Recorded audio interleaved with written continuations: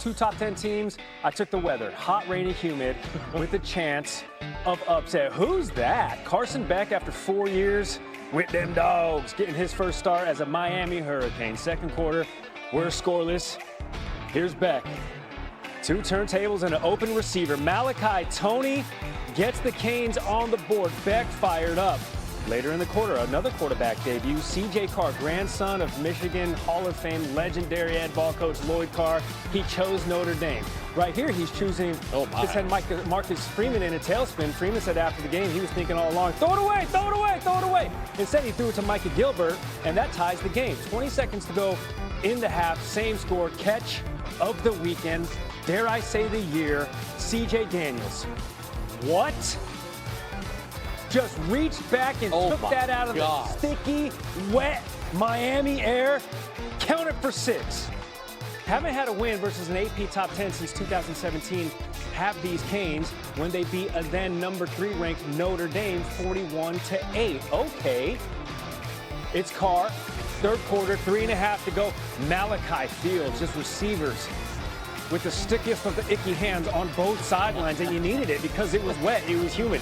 It's Miami, Notre Dame, down 2 scores, not anymore. Start of the fourth quarter, Jordan Faison cuts the deficit to 7, Randy. Yeah, and then Notre Dame would get the football back a little more than 12 minutes ago. Carr, this thing was tipped. It's supposed to be a screen pass, but Reuben Bain Jr.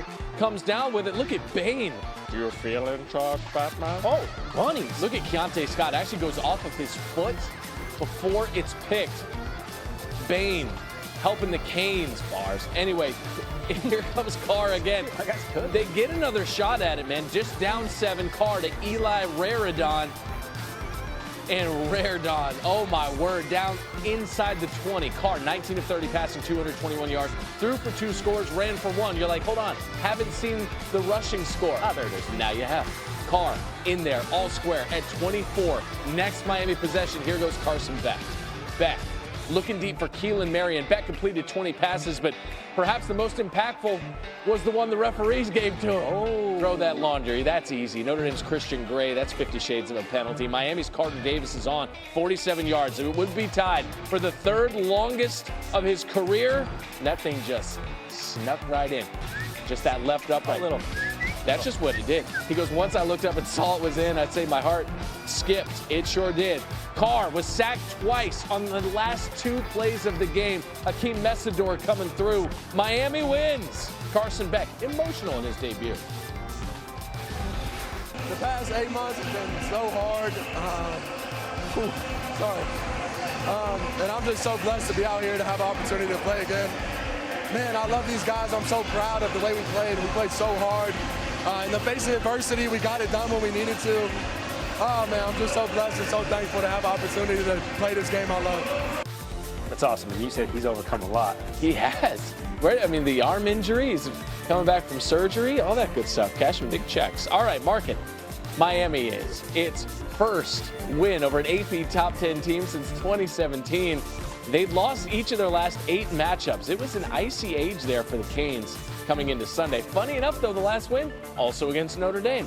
Sunday was also the Canes' 7th straight home win over the Irish. All right, we're going inside for this one. It's the Beamer Bowl. Frank coached these Hokies for 29 years. His son, Shane, has had 3 catches, 99 yards, and that's 64-yard scores. South Carolina picking things up where they left off last year in the regular season.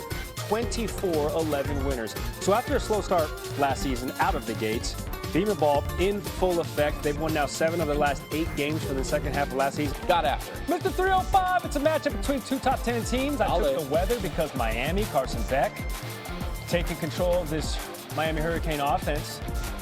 First start down there in Miami, and guess what? Malachi Toney. We're off to a good start. Opening minute of this second quarter, Canes up 7-0. But Notre Dame rolling out a new quarterback and freshman C.J. Carr. Marcus Freeman said of this exact play, I was thinking to myself, throw it away, throw it away, throw it away.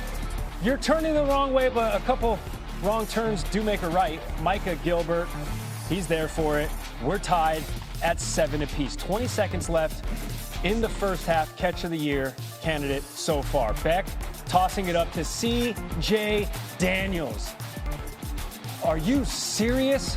In a wet, sticky, humid environment there at Hard Rock Stadium, able to corral that with one hand to give Miami a 14-7 lead into the break. Michael Irvin, always representing on the sideline. He loves it. Carr now, 4 minutes to go in the third.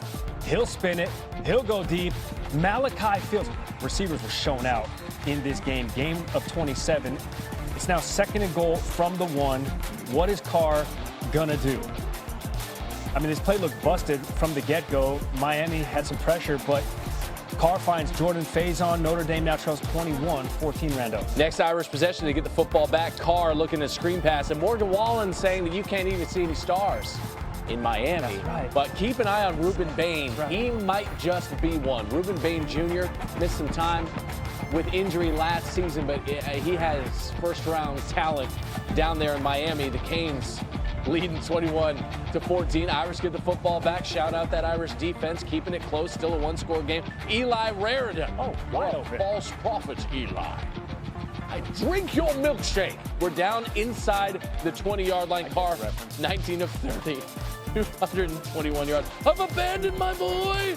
Carr into the end zone. So he threw for 2, ran for 1. That's a decent debut. And you're tied at 24. But here comes Carson Beck. Man, he's been around a few of these blocks in his college career. Looking for Keelan Marion. Completed 20 passes. Good ball. This one impactful, but not a completion. We got the PI on Christian Gray. So Miami's Carter Davis will attempt a go-ahead 47-yard field goal. It would be the 3rd longest of his career. This thing snuck inside. It was leading right, led a little left. Kind of like me on the golf course later today, alongside Gary and our guy Big Mike. Later, Carr just dropped. Oh. This tandem of Akeem Mesidor and Bain Jr. is going to be a problem in the ACC. Let's hear from your winning, emotional quarterback. The past 8 months has been so hard.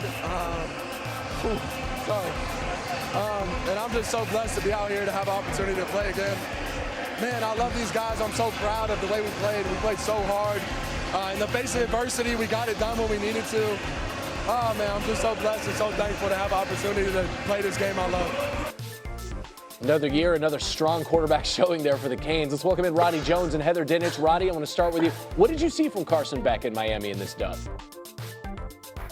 I think the biggest thing, Randy, is you saw comfort from Carson Beck. There was a lot of questions on how this offense would function without the improvisation of Cam Ward. How would Carson Beck be after the elbow injury a year ago and some of the struggles? And I think both of those things checked boxes. The offense looked on time and in rhythm. Carson Beck looked comfortable. He looked in command. And ultimately, down the stretch, he looked clutch. So I was really impressed from what I saw from Carson Beck. It's a great start for that Miami offense that was replacing a ton of receivers. The receivers looked great. Carson Beck looked great. And that Miami offensive line really got a lot of push against a Notre Dame defensive front that we thought was pretty good. Understanding, Heather, with the win, it is September 1st as of today, but it's a Miami team who beats now a top 10 team. What will this win ultimately do in their hopes as a CFP contender?